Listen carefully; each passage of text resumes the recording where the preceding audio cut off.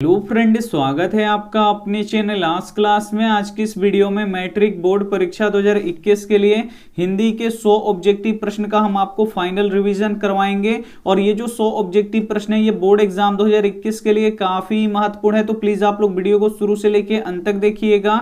और चैनल को सब्सक्राइब नहीं किए हैं तो चैनल को सब्सक्राइब भी कर लीजिएगा, साथ में बेल आइकन को ऑल पे दबा लीजिएगा ताकि जब भी क्लास हो तो आपके पास नोटिफिकेशन पहुंचता रहे। तो आइए शुरू करते हैं पहले नंबर प्रश्न से।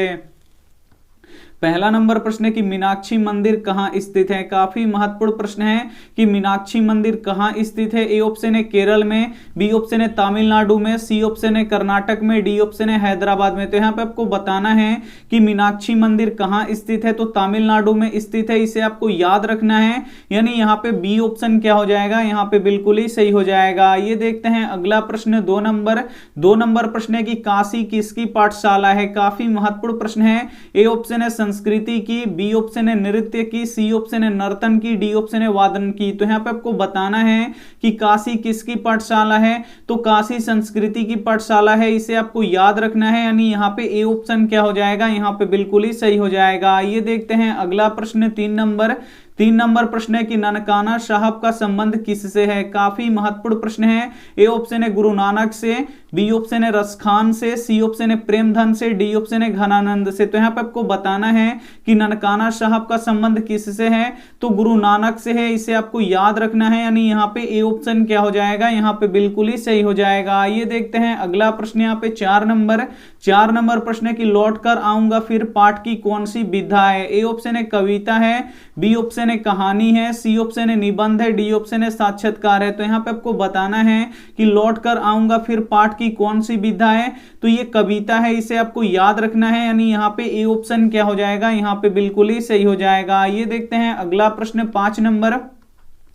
पांच नंबर प्रश्न है कि मैक्स मूलर कहां के विद्वान थे। काफी महत्वपूर्ण प्रश्न है कि मैक्स मूलर कहां के विद्वान थे। ए ऑप्शन है भारत के, बी ऑप्शन है चीन के, सी ऑप्शन है रूस के, डी ऑप्शन है जर्मनी के। तो मैक्स मूलर कहां के विद्वान थे, तो ये जर्मनी के विद्वान थे, इसे आपको याद रखना है। यानी यहाँ पे डी ऑप्शन क्या हो जाएगा, यहाँ पे बिल्कुल ही सही हो जाएगा। काफी महत्वपूर्ण 100 ऑब्जेक्टिव प्रश्न है जो बोर्ड एग्जाम 2021 के लिए काफी महत्वपूर्ण है। तो एक भी प्रश्न आप स्किप मत कीजिएगा, वीडियो को प्लीज आप लोग शुरू से लेकर अंत तक देखिएगा और आप लोग 100 में से 90 लाने का आप लोग कोशिश कीजिएगा। ये देखते हैं अगला प्रश्न, 6 नंबर प्रश्न है कि कान भरना मुहावरे का सही अर्थ क्या होगा। ए ऑप्शन है निंदा करना, बी ऑप्शन है प्रेरित करना, सी ऑप्शन है हिम्मत बढ़ाना, डी ऑप्शन है इनमें से कोई नहीं।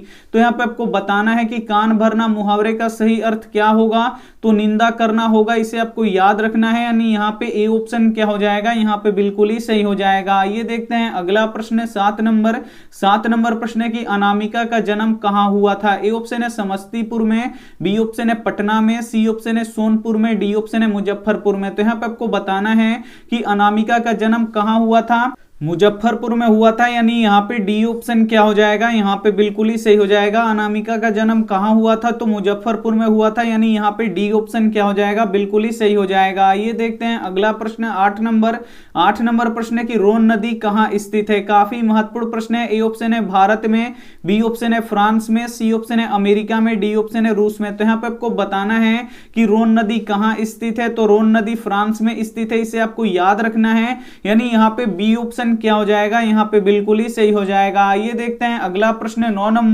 9 नंबर प्रश्न है कि संतु किसके कारण से कांप रहा था। काफी महत्वपूर्ण प्रश्न है। ए ऑप्शन है ठंड से, बी ऑप्शन है डर से, सी ऑप्शन है दर्द से, डी ऑप्शन है खुशी से। तो यहाँ पे आपको बताना है कि संतु किसके कारण से कांप रहा था, तो ठंड के कारण से कांप रहा था। यानी यहाँ पे ए ऑप्शन क्या हो जाएगा, यहाँ पे बिल्कुल ही सही हो जाएगा। ये देखते हैं अगला प्रश्न, 10 नंबर प्रश्न है कि टोल्स्टॉय कौन थे। ए ऑप्शन है रूसी लेखक, बी ऑप्शन है चीनी लेखक, सी ऑप्शन है अंग्रेजी लेखक, डी ऑप्शन है फ्रेंच लेखक। तो यहाँ पे आपको बताना है कि टोल्स्टॉय कौन थे, तो टोल्स्टॉय एक रूसी लेखक थे, इसे आपको याद रखना है। यानी यहाँ पे ए ऑप्शन क्या हो जाएगा, यहाँ पे बिल्कुल ही सही हो जाएगा। ये देखते हैं अगला प्रश्न, 11 नंबर प्रश्न है कि 3 बेटों की मां कौन थी। ए ऑप्शन है मंगमा, बी ऑप्शन है सीता, सी ऑप्शन है लक्ष्मी, डी ऑप्शन है यहाँ पे पपाती। तो यहाँ पे आपको बताना है कि 3 बेटों की मां कौन थी, तो सीता थी, इसे आपको याद रखना है, यानी यहाँ पे बी ऑप्शन क्या हो जाएगा, यहाँ पे बिल्कुल ही सही हो जाएगा। काफी महत्वपूर्ण प्रश्न है, तो एक भी प्रश्न आप स्किप मत कीजिएगा। वीडियो को प्लीज आप लोग शुरू से लेकर अंत तक जरूर देखिएगा। ये देखते हैं अगला प्रश्न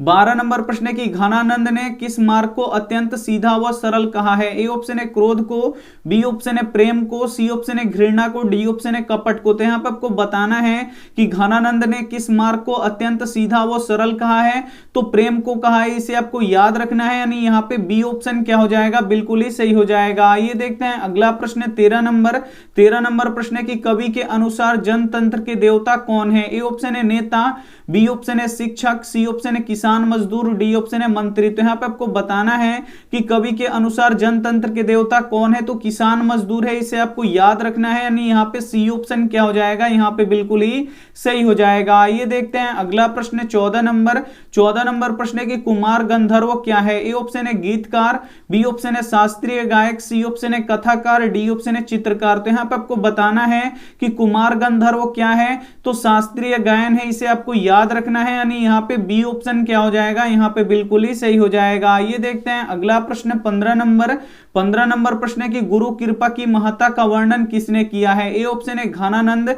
बी ऑप्शन है रसखान, सी ऑप्शन है गुरु नानक, डी ऑप्शन है सुमित्रानंद पंत। तो यहाँ पे आपको बताना है कि गुरु कृपा की महत्ता का वर्णन किसने किया है, तो गुरु नानक जी ने किया है, इसे आपको याद रखना है, यानी यहाँ पे सी ऑप्शन क्या हो जाएगा, यहाँ पे बिल्कुल ही सही हो जाएगा। ये देखते हैं अगला प्रश्न 16 नंबर प्रश्न है कि एक वृक्ष की हत्या किस काव्य संग्रह से संकलित है। ए ऑप्शन है इन्हीं दिनों से, बी ऑप्शन है हम तुम से, सी ऑप्शन है आमने सामने से, डी ऑप्शन है चक्रव्यूह से। तो यहाँ पे आपको बताना है कि एक वृक्ष की हत्या किस काव्य संग्रह से संकलित है, तो इन्हीं दिनों से संकलित है, इसे आपको याद रखना है। काफी महत्वपूर्ण प्रश्न है, यानी यहाँ पे ए ऑप्शन क्या हो जाएगा, यहाँ पे बिल्कुल ही सही हो जाएगा। ये देखते हैं अगला प्रश्न 17 नंबर प्रश्न है कि मंगू को लोग कहां भर्ती कराने की सलाह दी। ए ऑप्शन है गौशाला में, बी ऑप्शन है पाठशाला में, सी ऑप्शन है कारागार में, डी ऑप्शन है अस्पताल में। तो यहाँ पे आपको बताना है कि मंगू को लोगों ने कहां भर्ती करने की सलाह दी, तो कहां भर्ती करने की सलाह दी, अस्पताल में भर्ती करने की सलाह दी, यानी यहाँ पे डी ऑप्शन क्या हो जाएगा, यहाँ पे बिल्कुल ही सही हो जाएगा। ये देखते हैं अगला प्रश्न 18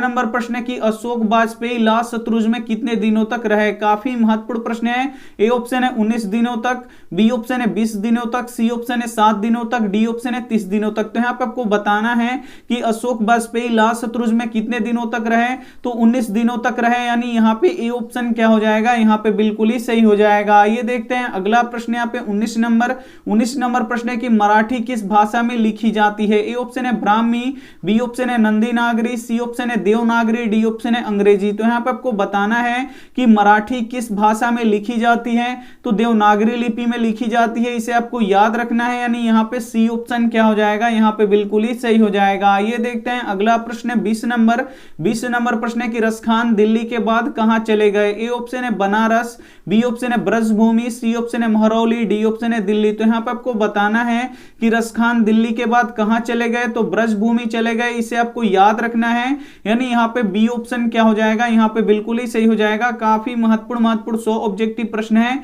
जो बोर्ड एग्जाम 2021 के लिए काफी महत्वपूर्ण है, तो एक भी प्रश्न आप स्किप मत कीजिएगा। वीडियो को प्लीज आप लोग शुरू से लेकर अंत तक जरूर देखिएगा। ये देखते हैं अगला प्रश्न 21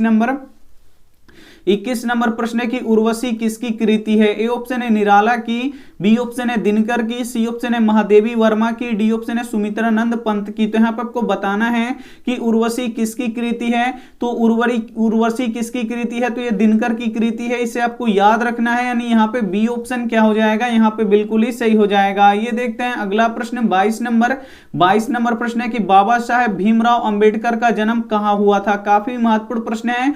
ए ऑप्शन है महाराष्ट्र में, बी ऑप्शन है मध्य प्रदेश में, सी ऑप्शन है उत्तर प्रदेश में, डी ऑप्शन है बिहार में। तो यहाँ पे आपको बताना है कि बाबा साहेब भीमराव अंबेडकर का जन्म कहां हुआ था, तो मध्य प्रदेश में हुआ था, इसे आपको याद रखना है, यानी यहाँ पे बी ऑप्शन क्या हो जाएगा, यहाँ पे बिल्कुल ही सही हो जाएगा। ये देखते हैं अगला प्रश्न यहाँ पे 23 नंबर प्रश्न है कि 20 के दांत कहानी के मुख्य पात्र कौन है। यहाँ पे आपको बताना है कि 20 के दांत कहानी के मुख्य पात्र कौन है। ए ऑप्शन है सेन साहब, बी ऑप्शन है खोखा, सी ऑप्शन है मदन, डी ऑप्शन है गिरधर। तो 20 के दांत कहानी के मुख्य पात्र कौन है, तो खोखा है, इसे आपको याद रखना है, यानी यहाँ पे बी ऑप्शन क्या हो जाएगा, यहाँ पे बिल्कुल ही सही हो जाएगा। ये देखते हैं अगला प्रश्न 24 नंबर। 24 नंबर प्रश्न है कि झोपड़ी और महल की लड़ाई में अक्सर कौन जीतता है। ए ऑप्शन है महल वाले, बी ऑप्शन है झोपड़ी वाले, सी ऑप्शन है शहर वाले, डी ऑप्शन है गांव वाले। तो यहाँ पे आपको बताना है कि झोपड़ी और महल की लड़ाई में अक्सर कौन जीतते हैं, तो महल वाले जीतते हैं, इसे आपको याद रखना है, यानी यहाँ पे ए ऑप्शन क्या हो जाएगा, यहाँ पे बिल्कुल ही सही हो जाएगा। ये देखते हैं अगला प्रश्न 25 नंबर। 25 नंबर प्रश्न है कि नाखून किसका प्रतीक है। ए ऑप्शन है मानवता की, बी ऑप्शन है प्रेम की, सी ऑप्शन है पौरुष की, डी ऑप्शन है पशुता की। तो यहाँ पे आपको बताना है कि नाखून किसका प्रतीक है, तो नाखून पशुता की प्रतीक है, इसे आपको याद रखना है, यानी यहाँ पे डी ऑप्शन क्या हो जाएगा, यहाँ पे बिल्कुल ही सही हो जाएगा। ये देखते हैं अगला प्रश्न यहाँ पे 26 नंबर। 26 नंबर प्रश्न है कि किशोर से मार खाने के बाद बहादुर, ए ऑप्शन है प्रतिरोध करता है, बी ऑप्शन है हंगामा करता है, सी ऑप्शन है चुपचाप कोने में खड़ा हो जाता है, डी ऑप्शन है रोने लगता है। तो यहाँ पे आपको बताना है कि किशोर से मार खाने के बाद बहादुर क्या करता है, तो चुपचाप कोने में खड़ा हो जाता है, यानी यहाँ पे सी ऑप्शन क्या हो जाएगा, यहाँ पे बिल्कुल ही सही हो जाएगा। ये देखते हैं अगला प्रश्न 27 नंबर। तो 27 नंबर प्रश्न यहाँ पे फिर से वही यहाँ पे टाइप हो गया है कि नाखून किसका प्रतीक है, तो ये पशुता का प्रतीक है, यानी यहाँ पे डी ऑप्शन क्या हो जाएगा, यहाँ पे बिल्कुल ही सही हो जाएगा। ये देखते हैं अगला प्रश्न 28 नंबर।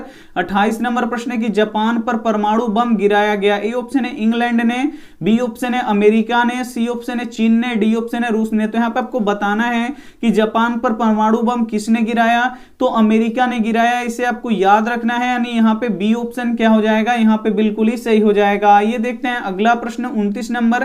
29 नंबर प्रश्न है कि ढाते विश्वास कहानी के केंद्र में है। ए ऑप्शन है सुखाड़ की समस्या, बी ऑप्शन है दहेज की समस्या, सी ऑप्शन है बाढ़ की समस्या, डी ऑप्शन है भ्रष्टाचार की समस्या। तो यहाँ पे आपको बताना है कि ढाते विश्वास कहानी के केंद्र में क्या है, तो बाढ़ की समस्या है, इसे आपको याद रखना है, यानी यहाँ पे सी ऑप्शन क्या हो जाएगा, यहाँ पे बिल्कुल ही सही हो जाएगा। ये देखते हैं अगला प्रश्न 30 नंबर। 30 नंबर प्रश्न है कि दूसरों के इशारे पर भटकने वाले व्यक्ति को क्या कहते हैं। ए ऑप्शन है भले लोग, बी ऑप्शन है मूढ़ लोग, सी ऑप्शन है ज्ञानी लोग, डी ऑप्शन है विद्वान लोग। तो यहाँ पे आपको बताना है कि दूसरों के इशारे पर भटकने वाले व्यक्ति को क्या कहते हैं, तो मूढ़ लोग कहते हैं, इसे आपको याद रखना है, यानी यहाँ पे बी ऑप्शन क्या हो जाएगा, यहाँ पे बिल्कुल ही सही हो जाएगा। काफी महत्वपूर्ण 100 ऑब्जेक्टिव प्रश्न है, तो एक भी प्रश्न आप स्किप मत कीजिएगा। वीडियो को प्लीज आप लोग शुरू से लेके अंत तक देखिएगा, और आपके लिए रिवीजन क्लास काफी अब महत्वपूर्ण है, क्योंकि परीक्षा में बहुत ही कम समय बचा है, इसीलिए आप लोग रिवीजन पे बहुत ही ज्यादा ध्यान दीजिए। आइए देखते हैं अगला प्रश्न 31 नंबर। 31 नंबर प्रश्न है कि बहादुर कहां के रहने वाला था। ए ऑप्शन है बिहार का, बी ऑप्शन है उत्तर प्रदेश का, सी ऑप्शन है नेपाल का, डी ऑप्शन है भूटान का। तो यहाँ पे आपको बताना है कि बहादुर कहां का रहने वाला था, तो जो बहादुर था ये नेपाल का रहने वाला था, यानी यहाँ पे सी ऑप्शन क्या हो जाएगा, यहाँ पे बिल्कुल ही सही हो जाएगा। ये देखते हैं अगला प्रश्न 32 नंबर। 32 नंबर प्रश्न है कि नागरी लिपि के आरंभिक लेख कहां से मिले। यहाँ पे आपको बताना है कि यहाँ पे देखिए नागरी लिपि के आरंभिक लेख कहां से मिले। ए ऑप्शन है उत्तर भारत से, बी ऑप्शन है दक्षिण भारत से, सी ऑप्शन है पूर्वी भारत से, डी ऑप्शन है पश्चिमी भारत से। तो यहाँ पे आपको बताना है कि नागरी लिपि के आरंभिक लेख कहां से मिले, तो दक्षिण भारत से मिले, इसे आपको याद रखना है, यानी यहाँ पे बी ऑप्शन क्या हो जाएगा, यहाँ पे बिल्कुल ही सही हो जाएगा। ये देखते हैं अगला प्रश्न 33 नंबर।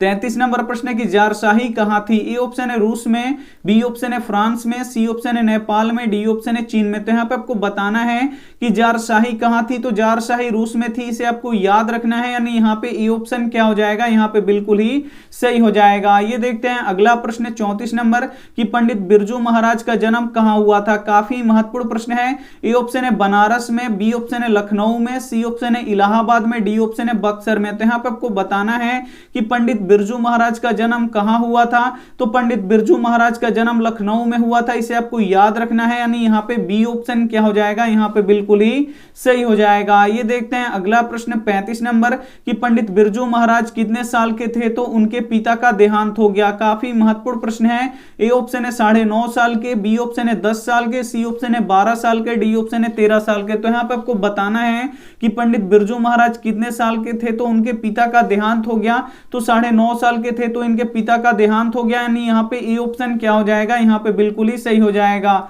आइए देखते हैं अगला प्रश्न 36 नंबर। 36 नंबर प्रश्न है कि बिस्मिल्लाह खां और शहनाई के साथ किस मुस्लिम पर्व का नाम जुड़ा है। ए ऑप्शन है ईद, बी ऑप्शन है बकरीद, सी ऑप्शन है मुहर्रम, डी ऑप्शन है चहल्लुम। तो यहाँ पे आपको बताना है कि बिस्मिल्लाह खां और शहनाई के साथ किस मुस्लिम पर्व का नाम जुड़ा हुआ है, तो मुहर्रम का जुड़ा हुआ है, इसे आपको याद रखना है, यानी यहाँ पे सी ऑप्शन क्या हो जाएगा, यहाँ पे बिल्कुल ही सही हो जाएगा। आइए देखते हैं अगला प्रश्न 37 नंबर कि लाल शत्रुज क्या था। यहाँ पे आपको बताना है कि लाल शत्रुज क्या था। ए ऑप्शन है नगर, बी ऑप्शन है गांव, सी ऑप्शन है ईसाई मठ, डी ऑप्शन है महाविद्यालय। तो यहाँ पे आपको बताना है कि लाल शत्रुज क्या था, तो लाल शत्रुज एक ईसाई मठ था, इसे आपको याद रखना है, यानी यहाँ पे सी ऑप्शन क्या हो जाएगा, यहाँ पे बिल्कुल ही सही हो जाएगा। ये देखते हैं अगला प्रश्न 38 नंबर कि लेखक अपने पिता से क्या मांगना चाहता है। ए ऑप्शन है खिलौने, बी ऑप्शन है किताब, सी ऑप्शन है पैसे, डी ऑप्शन है मछली। तो यहाँ पे आपको बताना है कि लेखक अपने पिता से क्या मांगना चाहता था, तो मछली मांगना चाहता था, इसे आपको याद रखना है, यानी यहाँ पे डी ऑप्शन क्या हो जाएगा, यहाँ पे बिल्कुल ही सही हो जाएगा। ये देखते हैं अगला प्रश्न 39 नंबर। 39 नंबर प्रश्न है कि सत्य के साथ मेरा प्रयोग किसकी रचना है। ए ऑप्शन है जवाहरलाल नेहरू की, बी ऑप्शन है रविंद्रनाथ टैगोर की, सी ऑप्शन है महात्मा गांधी की, डी ऑप्शन है सरदार पटेल की। तो यहाँ पे आपको बताना है कि सत्य के साथ मेरा प्रयोग किसकी रचना है, तो ये महात्मा गांधी जी की है, इसे आपको याद रखना है, यानी यहाँ पे सी ऑप्शन क्या हो जाएगा, यहाँ पे बिल्कुल ही सही हो जाएगा। आइए देखते हैं अगला प्रश्न 40 नंबर। गांधी जी के जन्म दिवस को किस रूप में मनाया जाता है। ए ऑप्शन है शिक्षक दिवस के रूप में, बी ऑप्शन है अहिंसा दिवस के रूप में, सी ऑप्शन है स्वतंत्रता दिवस के रूप में, डी ऑप्शन है मानवता दिवस के रूप में। तो यहाँ पे आपको बताना है कि गांधी जी के जन्म दिवस को किस रूप में मनाया जाता है, तो अहिंसा दिवस के रूप में मनाया जाता है, इसे आपको याद रखना है, यानी यहाँ पे बी ऑप्शन क्या हो जाएगा, यहाँ पे बिल्कुल ही सही हो जाएगा। आइए देखते हैं अगला प्रश्न यहाँ पे 41 नंबर। 41 नंबर प्रश्न की एक वृक्ष की हत्या में कवि किसे बचाने की बात करता है। ए ऑप्शन है घर को, बी ऑप्शन है शहर को, सी ऑप्शन है देश को, डी ऑप्शन है सभी को। तो यहाँ पे आपको बताना है कि एक वृक्ष की हत्या में कवि किसे बचाने की बात करता है, तो सभी को बचाने की बात करता है, यानी यहाँ पे डी ऑप्शन क्या हो जाएगा, यहाँ पे बिल्कुल ही सही हो जाएगा। बहुत ही कम समय आपके पास बचा है और इस बचे हुए समय में आप लोग जितना रिवीजन कर सकते हैं उतना रिवीजन कर लीजिए। इसीलिए हम 8 बजे वाली क्लास में यहाँ पे 100 ऑब्जेक्टिव किए हैं, कुछ दिन में यहाँ पे 150 से यहाँ पे 200 ऑब्जेक्टिव प्रश्न आपको करवाया जाएगा। और जितना बार आप लोग यहाँ पे रिवीजन कीजिएगा, जितना बार आप लोग यहाँ पे रिवीजन कीजिएगा, उतने ही जल्दी आपके प्रश्न यहाँ पे याद हो जाएंगे और दिमाग में फिट भी हो जाएंगे। तो आप लोग एक भी प्रश्न स्किप मत कीजिएगा, वीडियो को प्लीज आप लोग शुरू से लेकर अंत तक देखते रहिएगा। रिवीजन करने से प्रश्न बहुत ही जल्दी याद होते हैं और वो दिमाग में हमेशा के लिए फिट हो जाते हैं। यहाँ पे देखिए 42 नंबर प्रश्न है कि किस नदी के बांध के नीचे लक्ष्मी का घर था। ए ऑप्शन है गंगा नदी, बी ऑप्शन है यमुना नदी, सी ऑप्शन है देवी नदी, डी ऑप्शन है सरस्वती नदी।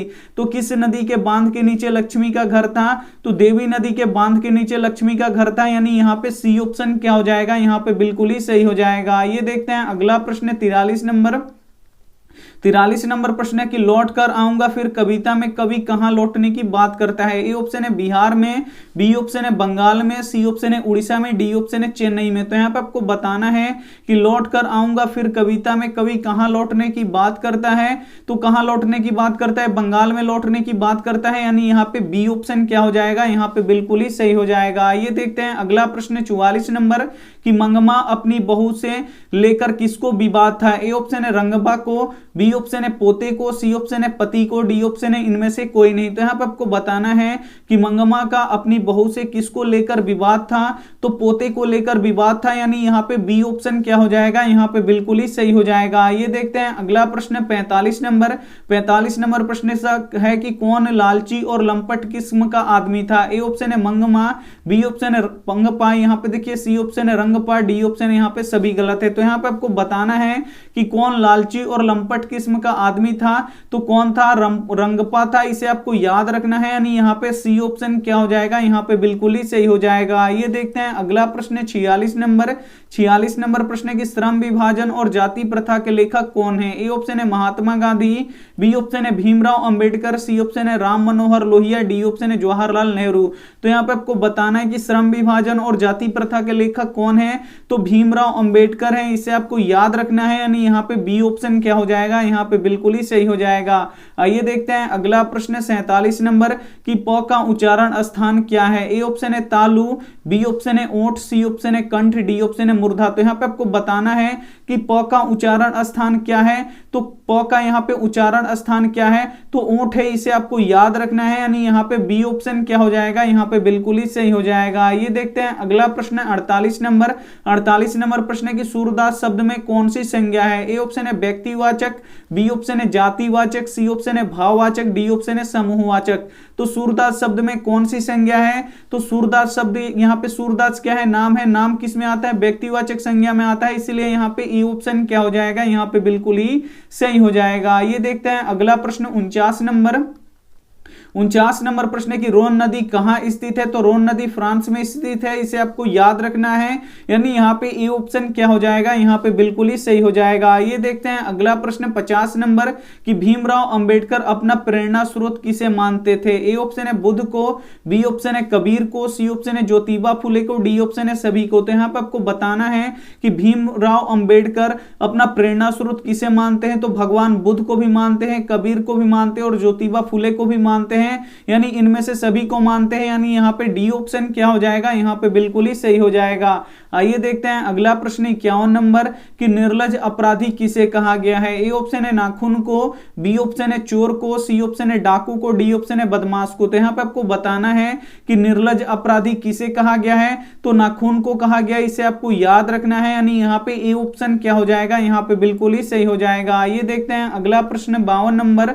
52 नंबर प्रश्न की भारत में जाति प्रथा का मुख्य कारण क्या है। ए ऑप्शन है गरीबी, बी ऑप्शन है अमीरी, सी ऑप्शन है बेरोजगारी, डी ऑप्शन है रोजगार। तो यहाँ पे आपको बताना है कि भारत में जाति प्रथा का मुख्य कारण क्या है, तो बेरोजगारी है, इसे आपको याद रखना है, यानी यहाँ पे सी ऑप्शन क्या हो जाएगा, यहाँ पे बिल्कुल ही सही हो जाएगा। आइए देखते हैं अगला प्रश्न 53 नंबर की सच्चा भारत कहां बसता है। ए ऑप्शन है शहरों में, बी ऑप्शन है महानगरों में, सी ऑप्शन है गांव में, डी ऑप्शन है सरायों में।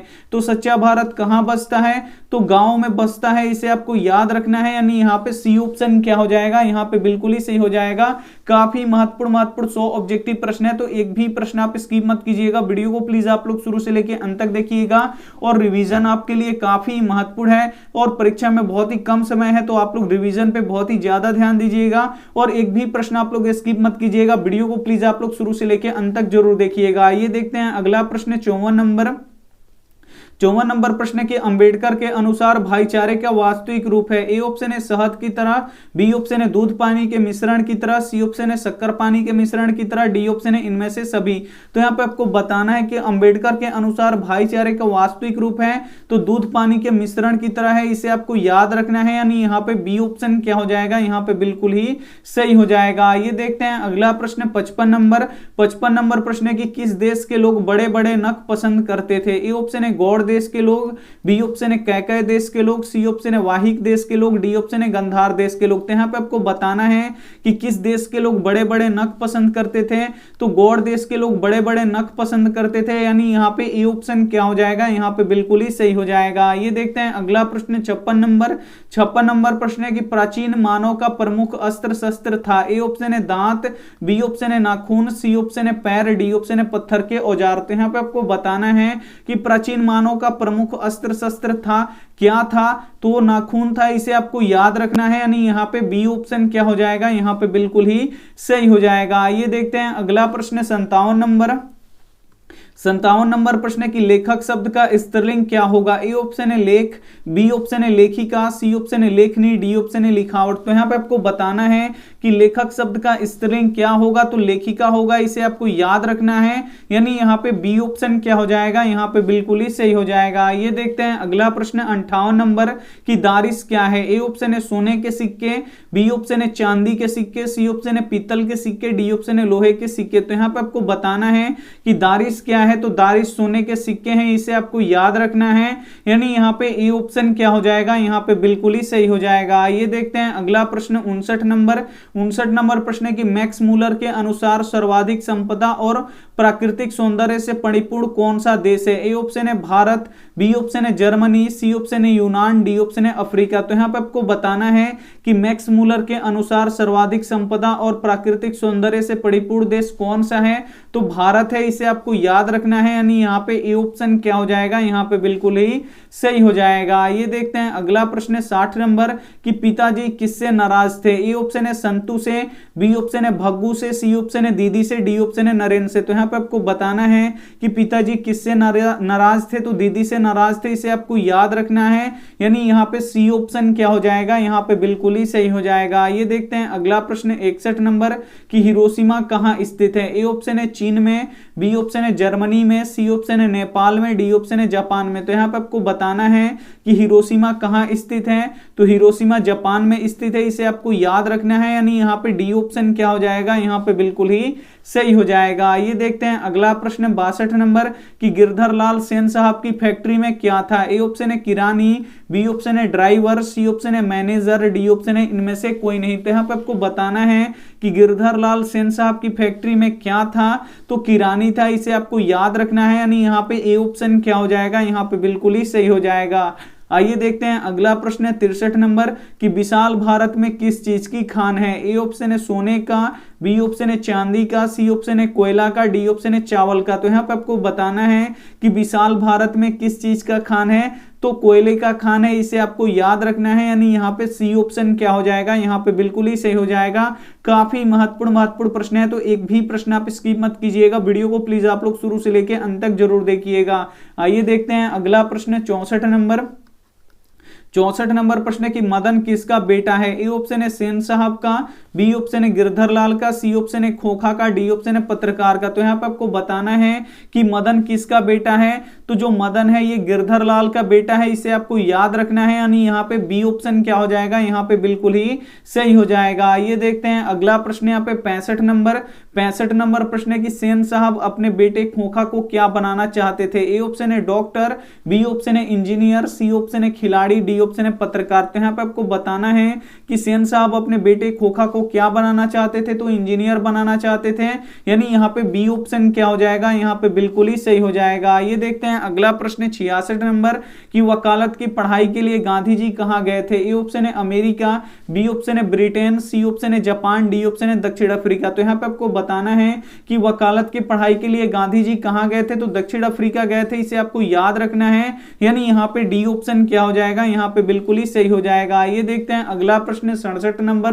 कि उगते सूरज के देश किस देश को कहा गया है? ए ऑप्शन है भारत को, बी ऑप्शन है श्रीलंका को, सी ऑप्शन है नेपाल को, डी ऑप्शन है जापान को। तो यहाँ पे आपको बताना है कि उगते सूरज का देश किस देश को कहा गया है? तो किस देश को कहा गया है? जापान को कहा गया है, इसे आपको याद रखना है, यानी यहाँ पे डी ऑप्शन क्या हो जाएगा, यहाँ पे बिल्कुल ही सही हो जाएगा। ये देखते हैं अगला प्रश्न यहाँ पे 68 नंबर प्रश्न है निम्न में से हरफ का पर्यायवाची शब्द है? ए ऑप्शन है अक्षर, बी ऑप्शन है वाक्य, सी ऑप्शन है कहानी, डी ऑप्शन है शब्द। तो यहाँ पे आपको बताना है कि निम्न में से हरफ का पर्यायवाची शब्द है, तो हरफ का पर्यायवाची शब्द क्या होता है? अक्षर होता है, यानी यहाँ पे ए ऑप्शन क्या हो जाएगा, यहाँ पे बिल्कुल ही सही हो जाएगा। ये देखते हैं अगला प्रश्न 69 नंबर कि बिरजू महाराज की पिताजी की मृत्यु किस कारण से हुई? ए ऑप्शन है लू से, बी ऑप्शन है तपेदिक से, सी ऑप्शन है कैंसर से, डी ऑप्शन है डायरिया से। तो यहाँ पे आपको बताना है कि बिरजू महाराज की पिताजी की मृत्यु किस कारण से हुआ था? तो लू से हुआ था, इसे आपको याद रखना है, यानी यहाँ पे ए ऑप्शन क्या हो जाएगा, यहाँ पे बिल्कुल ही सही हो जाएगा। ये देखते हैं अगला प्रश्न 70 नंबर प्रश्न है कि निर्मला कौन थी? ए ऑप्शन है लेखक का रिश्तेदार, बी ऑप्शन है लेखक की पत्नी, सी ऑप्शन है लेखक की बेटी, डी ऑप्शन है पड़ोसन। तो यहाँ पे आपको बताना है कि निर्मला कौन थी? तो लेखक की पत्नी थी, इसे आपको याद रखना है, यानी यहाँ पे बी ऑप्शन क्या हो जाएगा, यहाँ पे बिल्कुल ही सही हो जाएगा। आइए देखते हैं अगला प्रश्न 71 नंबर की बाबूजी के साथ बिरजू महाराज की अंतिम प्रोग्राम कहाँ हुई थी? ए ऑप्शन है जौनपुर में, बी ऑप्शन है कानपुर में, सी ऑप्शन है मैनपुरी में, डी ऑप्शन है यहाँ पे देहरादून में। तो यहाँ पे आपको बताना है कि बाबूजी के साथ बिरजू महाराज का अंतिम प्रोग्राम कहां पे हुआ था, तो मैनपुरी में हुआ था, इसे आपको याद रखना है। यानी यहाँ पे सी ऑप्शन क्या हो जाएगा, यहाँ पे बिल्कुल ही सही हो जाएगा। ये देखते हैं अगला प्रश्न 72 नंबर कि घृणा शब्द का विलोम क्या होगा। ए ऑप्शन है क्रोध, बी ऑप्शन है दुश्मन, सी ऑप्शन है प्रेम, डी ऑप्शन है कोमल। तो यहाँ पे आपको बताना है कि घृणा शब्द का विलोम क्या होगा, तो प्रेम होगा, इसे आपको याद रखना है। यानी यहाँ पे सी ऑप्शन क्या हो जाएगा, यहाँ पे बिल्कुल ही सही हो जाएगा। ये देखते हैं अगला प्रश्न 73 नंबर कि अभिनेता शब्द का स्त्रीलिंग होगा। यहाँ पे आपको बताना है कि अभिनेता शब्द का स्त्रीलिंग क्या होगा। ए ऑप्शन है अभिनय, बी ऑप्शन है अभिनीति, सी ऑप्शन है अभिनेत्री, डी ऑप्शन है अभिनव। तो यहाँ पे आपको बताना है कि अभिनेता शब्द का स्त्रीलिंग क्या होगा, तो अभिनेत्री होगा, इसे आपको याद रखना है। यानी यहाँ पे सी ऑप्शन क्या हो जाएगा, यहाँ पे बिल्कुल ही सही हो जाएगा। ये देखते हैं अगला प्रश्न 74 नंबर कि बहादुर का स्वभाव कैसा था। यहाँ पे आपको बताना है कि बहादुर का स्वभाव कैसा था। ए ऑप्शन है चोर था, बी ऑप्शन है कर्मठ और ईमानदार था, सी ऑप्शन है कामचोर था, डी ऑप्शन है आलसी था। तो यहाँ पे आपको बताना है कि बहादुर का स्वभाव कैसा था, तो बहादुर कर्मठ और ईमानदार था, इसे आपको याद रखना है। यानी यहाँ पे बी ऑप्शन क्या हो जाएगा, यहाँ पे बिल्कुल ही सही हो जाएगा। ये देखते हैं अगला प्रश्न 75 नंबर। 75 नंबर प्रश्न की ढाते विश्वास कहानी के मुख्य पात्र कौन है। ए ऑप्शन है लक्ष्मी, बी ऑप्शन है सीता, सी ऑप्शन है गीता, डी ऑप्शन है मंगमा। यहाँ पे आपको बताना है कि ढाते विश्वास कहानी के मुख्य पात्र कौन है, तो लक्ष्मी है, इसे आपको याद रखना है। यानी यहाँ पे ए ऑप्शन क्या हो जाएगा, यहाँ पे बिल्कुल ही सही हो जाएगा। ये देखते हैं अगला प्रश्न 76 नंबर कि माँ कहानी किस कहानीकारक ने लिखा है। काफी महत्वपूर्ण प्रश्न है। ए ऑप्शन है श्रीनिवास, बी ऑप्शन है रविंद्रनाथ, सी ऑप्शन है ईश्वर पेटलीकर, डी ऑप्शन है सुजाता। 76 नंबर प्रश्न काफी महत्वपूर्ण है कि माँ कहानी किस कहानीकारक ने लिखा है, तो ईश्वर पेटलीकर ने लिखा है, इसे आपको याद रखना है। यानी यहाँ पे सी ऑप्शन क्या हो जाएगा, यहाँ पे बिल्कुल ही सही हो जाएगा। ये देखते हैं अगला प्रश्न यहाँ पे 77 नंबर कि 3 बेटे 2 वक्त की रोटी एक माँ किस कहानी की पंक्ति है। ए ऑप्शन है माँ, बी ऑप्शन है नगर, सी ऑप्शन है ढाते विश्वास, डी ऑप्शन है धरती कब तक घूमेगी। तो 3 बेटे 2 वक्त की रोटी एक माँ किस कहानी की पंक्ति है, तो धरती कब तक घूमेगी की पंक्ति है, इसे आपको याद रखना है। यानी यहाँ पे डी ऑप्शन क्या हो जाएगा, यहाँ पे बिल्कुल ही सही हो जाएगा। ये देखते हैं अगला प्रश्न 78 नंबर कि मंगमा से कौन कर्ज मांग रहा था। ए ऑप्शन है रंगपा, बी ऑप्शन है बहू, सी ऑप्शन है बेटा, डी ऑप्शन है माजी। तो यहाँ पे आपको बताना है कि मंगमा से यहाँ पे देखिए कर्ज कौन मांग रहा था, तो रंगपा मांग रहा था, इसे आपको याद रखना है। यानी यहाँ पे ए ऑप्शन क्या हो जाएगा, यहाँ पे बिल्कुल ही सही हो जाएगा। ये देखते हैं अगला प्रश्न यहाँ पे 79 नंबर की वृक्ष काटने से क्या बिगड़ता है। ए ऑप्शन है पर्यावरण, बी ऑप्शन है घर, सी ऑप्शन है गांव, डी ऑप्शन है शहर। तो यहाँ पे आपको बताना है कि वृक्ष काटने से क्या बिगड़ता है, तो पर्यावरण बिगड़ता है, इसे आपको याद रखना है।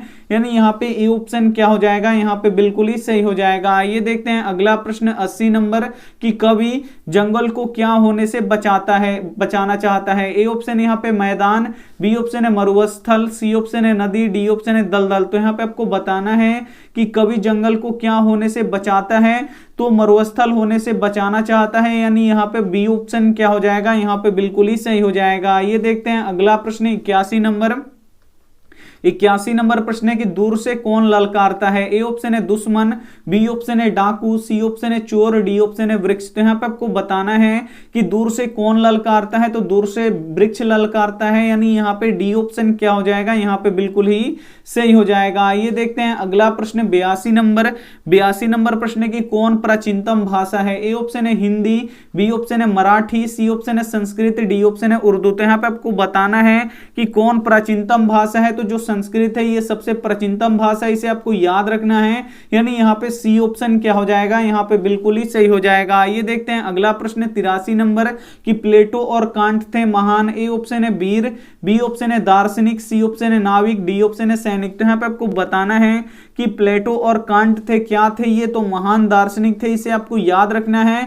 यानी यहाँ पे बी ऑप्शन क्या हो जाएगा, यहाँ पे बिल्कुल ही सही हो जाएगा। ये देखते हैं अगला प्रश्न 84 नंबर कि नखदर मनुष्य आज किस पर भरोसा कर रहा है। ए ऑप्शन है बंदूक पर, बी ऑप्शन है लाठी पर, सी ऑप्शन है एटम बम पर, डी ऑप्शन है लोहे के बने हथियार पर। तो यहाँ पे आपको बताना है कि नखदर मनुष्य आज किस पर भरोसा कर रहा है, तो एटम बम पर कर रहा है, इसे आपको याद रखना है। यानी यहाँ पे सी ऑप्शन क्या हो जाएगा, यहाँ पे बिल्कुल ही सही हो जाएगा। ये देखते हैं अगला प्रश्न 85 नंबर कि जिसके शेखर पर चंद्र हो उसे क्या कहते हैं। ए ऑप्शन है शेखर चंद्र, बी ऑप्शन है चंद्रशेखर, सी ऑप्शन है चंद्रमा शेखर, डी ऑप्शन है इनमें से कोई नहीं। तो जिसके शेखर पर चंद्र हो उसे क्या कहते हैं, चंद्रशेखर कहते हैं, यानी यहाँ पे बी ऑप्शन क्या हो जाएगा, यहाँ पे बिल्कुल ही सही हो जाएगा। ये देखते हैं अगला प्रश्न 86 नंबर। 86 नंबर प्रश्न है कि वाणी कब विष के समान हो जाता है। ए ऑप्शन है राम नाम के बिना, बी ऑप्शन है तीर्थ यात्रा के बिना, सी ऑप्शन है ज्ञान के बिना, डी ऑप्शन है इनमें से कोई नहीं। तो वाणी कब विष के समान हो जाता है, तो वाणी विष का समान राम नाम के बिना हो जाता है, यानी यहाँ पे ए ऑप्शन क्या हो जाएगा, यहाँ पे बिल्कुल ही सही हो जाएगा। ये देखते हैं अगला प्रश्न 87 नंबर कि अमावस्या का विलोम शब्द क्या होगा। ए ऑप्शन है पूर्णिमा, बी ऑप्शन है कलिमा, सी ऑप्शन है श्वेतिमा, डी ऑप्शन है यहाँ पे स्वरोग्राम। तो यहाँ पे आपको बताना है कि अमावस्या का यहाँ पे विलोम क्या होगा, तो पूर्णिमा होगा, इसे आपको याद रखना है, यानी यहाँ पे ए ऑप्शन क्या हो जाएगा, यहाँ पे बिल्कुल ही सही हो जाएगा। ये देखते हैं अगला प्रश्न 88 नंबर। 88 नंबर प्रश्न है कि भूतकाल के कितने भेद होते हैं। ए ऑप्शन है 3, बी ऑप्शन है 4, सी ऑप्शन है 5, डी ऑप्शन है यहाँ पे 6। 88 नंबर प्रश्न काफी महत्वपूर्ण है कि भूतकाल के कितने भेद होते हैं, तो भूतकाल के 6 भेद होते हैं, इसे आपको याद रखना है, यानी यहाँ पे डी ऑप्शन क्या हो जाएगा, यहाँ पे बिल्कुल ही सही हो जाएगा। ये देखते हैं अगला प्रश्न 89 नंबर की कवि ने पर्जन्य किसे कहा है। ए ऑप्शन है कृष्ण को, बी ऑप्शन है यहाँ पे सुजान को, सी ऑप्शन है बादल को, डी ऑप्शन है हवा को। तो यहाँ पे आपको बताना है कि कवि ने पर्जन्य किसे कहा है, तो बादल को कहा है, इसे आपको याद रखना है, यानी यहाँ पे सी ऑप्शन क्या हो जाएगा, यहाँ पे बिल्कुल ही सही हो जाएगा। ये देखते हैं अगला प्रश्न 90 नंबर।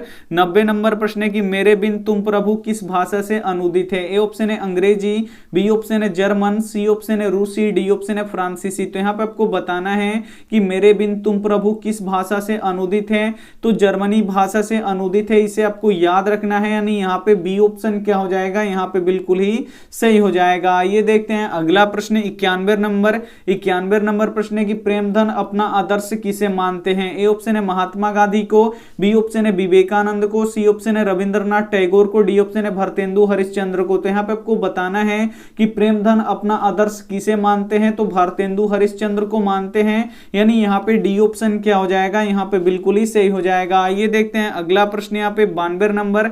92 नंबर प्रश्न है कि भारत माँ का श्रेष्ठ मुख की तुलना कवि ने किससे किया है। ए ऑप्शन है सूर्य से, बी ऑप्शन है कंचन से, सी ऑप्शन है पुष्प से, डी ऑप्शन है छायायुक्त चंद्र से। तो यहाँ पर आपको बताना है कि भारत माँ के श्रेष्ठ मुख का तुलना किससे किया है कवि ने, तो छायायुक्त चंद्र से किया है, यानी यहाँ पे डी ऑप्शन क्या हो जाएगा, यहाँ पे बिल्कुल ही सही हो जाएगा। ये देखते हैं अगला प्रश्न 93 नंबर।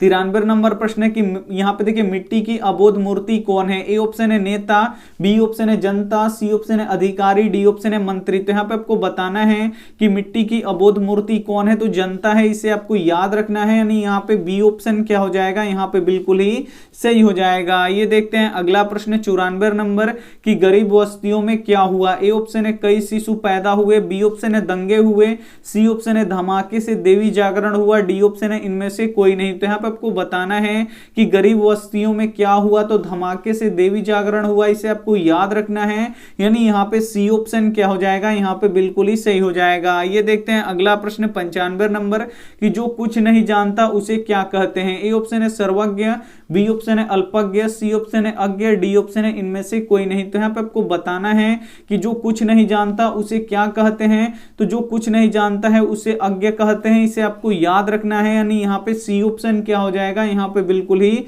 सही हो जाएगा। ये देखते हैं अगला प्रश्न 96 नंबर। 96 नंबर प्रश्न की आंख लाल पीला करना मुहावरे का सही अर्थ क्या होगा। ए ऑप्शन है गुस्सा होना, बी ऑप्शन है हंसना, सी ऑप्शन है खेलना, डी ऑप्शन है आंखों में कीड़ा पड़ना। तो यहाँ पे आपको बताना है कि आंख लाल पीला करना मुहावरे का सही अर्थ क्या है, तो गुस्सा होना होगा इसका सही जवाब, यानी यहाँ पे ए ऑप्शन क्या हो जाएगा, यहाँ पे बिल्कुल ही सही हो जाएगा। ये देखते हैं अगला प्रश्न 97 नंबर की प्रविशेषण विशेषता को बताता है। यहाँ पे आपको बताना है कि प्रविशेषण किसकी विशेषता को बताता है। ए ऑप्शन है संज्ञा की, बी ऑप्शन है सर्वनाम की, सी ऑप्शन है विशेषण की, डी ऑप्शन है यहाँ पे क्रिया की। तो यहाँ पे आपको बताना है कि प्रविशेषण किसकी विशेषता को बताता है, तो विशेषण की विशेषता को बताता है, यानी यहाँ पे सी ऑप्शन क्या हो जाएगा, यहाँ पे बिल्कुल ही सही हो जाएगा। ये देखते हैं अगला प्रश्न 98 नंबर कि कवि ने माली मालिन किसे कहा है। ए ऑप्शन है शंकर पार्वती को, बी ऑप्शन है गणेश लक्ष्मी लक्ष्मी को, सी ऑप्शन है राधा कृष्ण को, डी ऑप्शन है यहाँ पे राम जी को। तो यहाँ पे आपको बताना है कि कवि ने माली मालिन किसे कहा है, तो कवि ने माली मालिन यहाँ पे देखिए राधा कृष्ण को कहा है, यानी यहाँ पे सी ऑप्शन क्या हो जाएगा, यहाँ पे बिल्कुल ही सही हो जाएगा। ये देखते हैं अगला प्रश्न 99 नंबर प्रश्न है कि नौबत खाने में इबादत साहित्य की कौन सी विधा है। ए ऑप्शन है निबंध, बी ऑप्शन है कहानी, सी ऑप्शन है व्यक्ति चरित्र, डी ऑप्शन है साक्षात्कार। तो यहाँ पे आपको बताना है कि नौबत खाने में इबादत साहित्य की कौन सी विधा है, तो ये क्या है व्यक्ति चरित्र है, इसे आपको याद रखना है, यानी यहाँ पे सी ऑप्शन क्या हो जाएगा, यहाँ पे बिल्कुल ही सही हो जाएगा। ये देखते हैं अगला प्रश्न 100 नंबर कि जो ईश्वर में विश्वास करता है उसे क्या कहते हैं। ए ऑप्शन है नास्तिक, बी ऑप्शन है अनास्तिक, सी ऑप्शन है नारकीय, डी ऑप्शन है यहाँ पे ईश्वरीय। तो यहाँ पे आपको बताना है कि जो ईश्वर में विश्वास करता है उसे क्या कहते हैं, यहाँ पे क्या कहते हैं, जो ईश्वर में विश्वास करता है तो उसे हम लोग क्या कहते हैं, आस्तिक कहते हैं, इसे आपको याद रखना है, यानी यहाँ पे यहाँ पे बी ऑप्शन क्या हो जाएगा, यहाँ पे बिल्कुल ही सही हो जाएगा। तो यहाँ पे आप लोग 100 ऑब्जेक्टिव प्रश्न देख चुके हैं जो बोर्ड एग्जाम 2021 के लिए काफी महत्वपूर्ण थे। तो अगर इसमें से आपका कोई भी प्रश्न याद ना हो तो प्लीज आप लोग उसे याद कर लीजिएगा। अगर आप लेट से जुड़े हैं तो इसे प्लीज आप लोग एक बार फिर से देख लीजिएगा, क्योंकि काफी महत्वपूर्ण प्रश्न है। और आप लोग रिवीजन पे बहुत ही ज्यादा ध्यान दीजिएगा, क्योंकि रिवीजन से ही आपका यहाँ पे मार्क्स बनेगा, और आपके जो रिवीजन आप लोग कीजिएगा उससे कोई भी प्रश्न हो वो जल्दी से यहाँ पे याद हो जाता है। और जो आप पहले के भी प्रश्न पढ़े होंगे तो रिवीजन कीजिएगा तो उसका भी आंसर आपको याद हो जाएगा, और रिवीजन करने से बहुत ही फायदा है। तो आप लोग रिवीजन जरूर कीजिएगा। और यहाँ पे देखिए होमवर्क प्रश्न कि पंडित बिरजू महाराज लखनऊ घराने के किस पीढ़ी के कलाकार थे। ए ऑप्शन है 6ठी पीढ़ी के, बी ऑप्शन है 7वीं पीढ़ी के, सी ऑप्शन है 8वीं पीढ़ी के, डी ऑप्शन है 9वीं पीढ़ी के।